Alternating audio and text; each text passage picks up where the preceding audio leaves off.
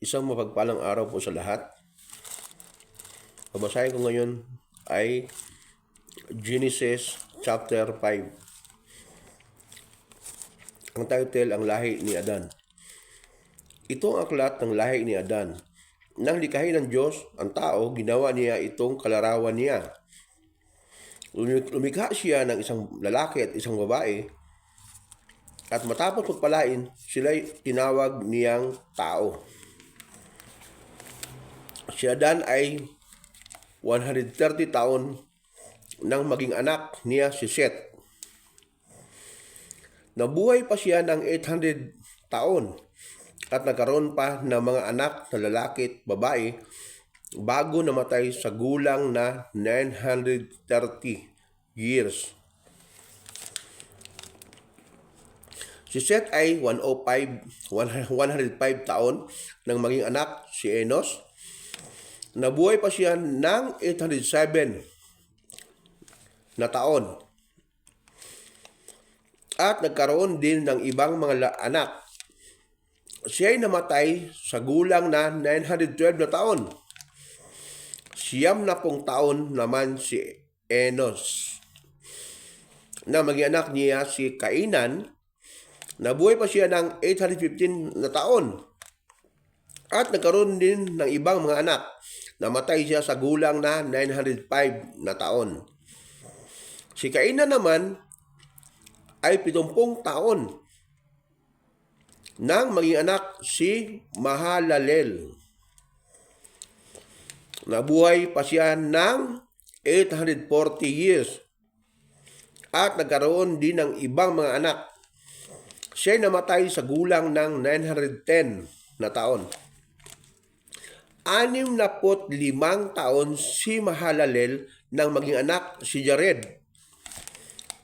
Siya ay nabuhay pa ng 830 taon at nagkaroon din ng ibang mga anak bago namatay sa gulang ng 895 na taon. Si Jared ay 160 na taon nang maging anak niya si Enoch. Nabuhay pa siya ng 800 na taon at nagkaroon din ng mga ibang mga anak bago namatay sa gulang ng 962 na taon. 65 taon naman si Enoch nang maging anak niya si Matusalem. Nabuhay siya ng 300 na taon pa na kasama ang Diyos at nagkaroon din ng ibang mga anak. Umabot siya ng 365 taon. At sa buong panahon iyon ay kasama na nga niya ang Diyos. Pagkatapos nawala siya sapagkat kinuha ng Diyos. Si Matusalem ay 187 na taon nang maging anak niya si Lamik. Siya ay nabuhay pa ng 782 na taon, nagkaroon din ng ibang mga anak at namatay sa gulang na 969 na taon. Si Lamik naman ay 182 na taon na magkaroon ng anak.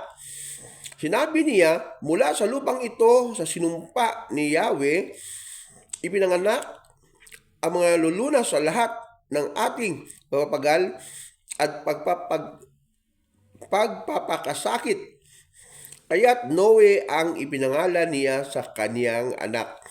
Nabuhay si Lamik ng 595 na taon at siya ay nagkaroon din ng mga ibang mga anak bago namatay sa gulang ng 777 na taon. Si Noe na may 500 na taon na nang maging anak niya sina Sem, Cam at Japhet. Praise God po. Yan po yung pagbabasa ko ng Genesis chapter 5. God bless po sa lahat. Bye-bye po.